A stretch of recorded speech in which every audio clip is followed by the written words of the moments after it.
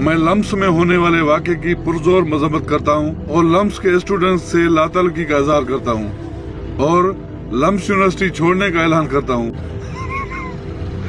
अरे काकर साहब, कहाँ चले गए आप?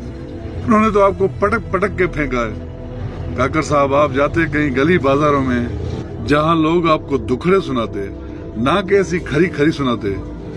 किसने आपको मशवरा दिया? माना कि आप निगरान वज़ीर आज़म हैं, लेकिन वज़ीर आज़म तो है ना, इतनी कोई लेता है।